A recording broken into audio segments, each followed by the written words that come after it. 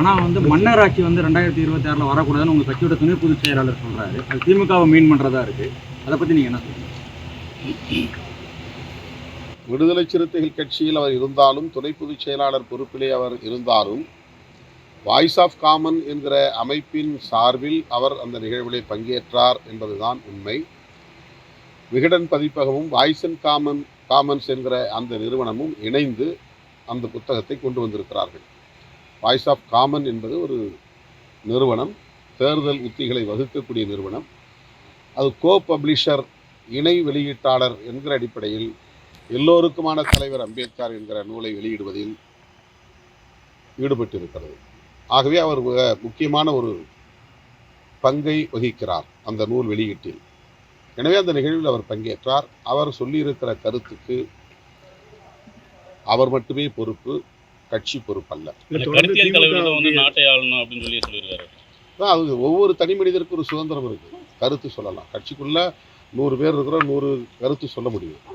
தொடர்ந்து திமுகவுக்கு எதிராகவே கருத்துக்களை பதிவு செய்கிறார். அவர் மீது கட்சி நடவடிக்கை எடுக்கப்படும். ஏனென்றால் அவர் கட்சி சார்பாக இல்லைங்கிறீங்க, ஆனால் அவர் வந்து அப்படிதான் இல்லை கட்சியில் இருக்கிறாரு. அந்த கருத்து அவருடைய தனிப்பட்ட கருத்து, அவ்வளோதான். அதில் விடுதலை சிறுத்தையில் அந்த கருத்தை கிளைம் பண்ணல. உங்களுடைய மனசாட்சி அங்கே தான் இருக்கு, அந்த நிகழ்ச்சியில தான் இருக்குன்னு சொல்லிட்டு தான் அவர் வந்து பேசுறாரு. ஒருவேளை உங்க மனசாட்சியை அவர் பேசியிருக்காரா? அவர் ஒரு நம்பிக்கையில் சொல்றாரு. இந்த மாதிரி அவர் நான் கலந்து கொள்ள முடியலங்கிற ஒரு வருத்தம் அவருக்கு இருக்கு, ஒரு ஆதங்கம் இருக்கு. தன்னை ஆற்றுப்படுத்திக் கொள்ளக்கூடிய வகையிலே அவர் அந்த கருத்தை சொல்லியிருக்கிறார். உங்களுக்கு வருத்தம் இல்லையா? உங்களுக்கு வருத்தம் இல்லையா? இதுல வருத்தம் அவர் தெரிவித்த கருத்து இல்லை சார்.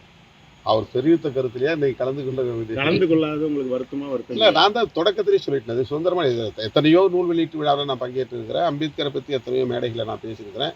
ஆயிரக்கணக்கான மேடைகளில் நான் பேசியிருக்கிறேன். எனவே இந்த மேடையில் பங்கேற்க இயலவில்லை, அதனால் நான் அம்பேத்கர் கருத்துக்கே எதிராக இருக்கிறேன் என்பதை போன்ற தோற்றத்தை சிலர் உருவாக்க முயற்சிக்கிறார்கள். அது தவறு.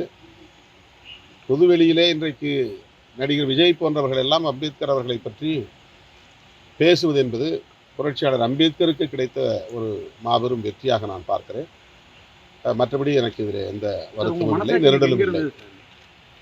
இன்று மாலை இது வந்து மேடைக்கான ஒரு கருத்து. அதை வந்து நம்ம பெரிதுபடுத்த வேண்டிய தேவையில்லை. 2026 இப்போ தாவேக்காவும் விசிகாவும் சேர்ந்து கூட்டணி வச்சா இளைஞருக்கான ஒரு இதை உருவாக்கலாம்னு சொல்லி அவர் சொல்லியிருக்காரு. இப்போ நீங்கள் அதை எப்படி நீங்கள் நினைக்கிறீங்க? அவர் அவருடைய விருப்பத்தை வெளிப்படுத்தியிருக்கிறாரு. அவருடைய ஒரு செயல் திட்டமாக அப்படி ஒரு செயல் திட்டத்தை வகுக்கலாங்கிற எண்ணம் கூட அவர் இருக்கலாம். அது அவங்களுடைய தனிப்பட்ட கருத்து.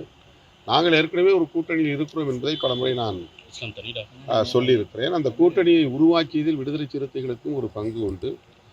அந்த வகையில் நாங்கள் அந்த கூட்டணியில் தொடருவோம் என்பதை பலமுறை சொல்லியிருக்கிறேன், இப்போதும் சொல்லுகிறேன்.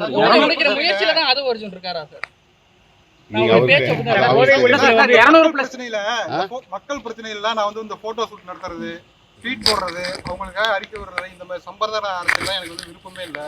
என்ன செய்யறது, நானே ஆனால் சம்பிரதாயத்துக்கு எல்லாம் செய்ய வேண்டியிருக்கு அப்படின்னு சொல்றாரு. இது வந்து அரசியல் கட்சி தலைவரா அதுதான் அவருக்கு உடன்பாடு இல்லை.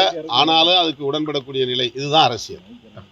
அரசியலை நோக்கி, அதிகார மையத்தை நோக்கி போக போக நாம் நிறைய கற்றுக்கொள்ள நேரிடும். 200+ அதைத்தான் அவர் இன்றைக்கு அவர் வெளிப்படுத்தி 200+ தொகுதியில் நீங்க ஜெயிக்கணும்னு சொல்றீங்க. ஆனா அவங்க வந்து இருமாப்பு அப்படின்னு சொல்லி விஜய் பேசியிருக்காரு. மைனஸ்ல போயிடுவீங்க 2026 சொல்லியிருக்காரு. இதுக்கெல்லாம் கருத்து சொல்ல முடியாது.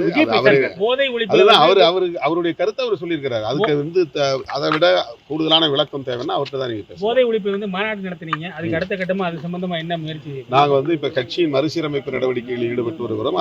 அதன் பிறகு எல்லா ஒன்றியங்களிலும் மது ஒழிப்பு மகளிர் குழுவை நாங்கள் கட்டமைக்க இருக்கிறோம். அந்த மகளிர் குழுவினருக்கு மது ஒழிப்பு தொடர்பான விழிப்புணர்வு பிரச்சாரங்களை அல்லது பயிற்சியை நாங்கள் தர திட்டமிட்டிருக்கிறோம். இது ஒரு நீண்டகால செயல் திட்டம். அதற்கான அடிப்படை பணிகளை இந்த மறுசீரமைப்பு முடிந்தவுடன் மேற்கொள்வோம். ஆதவ் அர்ஜுன் மீது வந்து நடவடிக்கை எடுக்கப்படுமா? ஏற்கனவே கேட்டிருந்தோம். திமுக தொடர்ந்து காப்பாத்துறீங்க, நீங்க எல்லாம் ஒன்னா இருக்கீங்க. அது திமுக தலைமையிலான கூட்டணியில் விடுதலை சிறுத்தைகள் அங்கம் வகிக்கிறது. இந்த நிலையிலே திமுக கூட்டணியில் குழப்பத்தை ஏற்படுத்தும் வகையில் அவர் கருத்து தெரிவித்து வருகிறார் என்பது உண்மை. அவரிடம் விளக்கம் கேட்போம். உரிய விளக்கம் கிடைக்கும் என்று பார்ப்போம். அதன் பிறகு இயக்க முன்னணி தோழர்களோடு கலந்து பேசுவோம். தலைமைக்கு கட்டுப்படாதவரா இருக்கிறார். பாதகம் செய்பவரை கண்டால் நாம் பயங்கொள்ளலாகாது பாப்பா. மோதி மிதித்து விடு பாப்பா, அவர் முகத்தில் உமிழ்ந்து விடு பாப்பா. அண்மை செய்திகளை உடனுக்குடன் தெரிந்து கொள்ள இணைந்திருங்கள் இயம்நாடு தொலைக்காட்சியுடன்.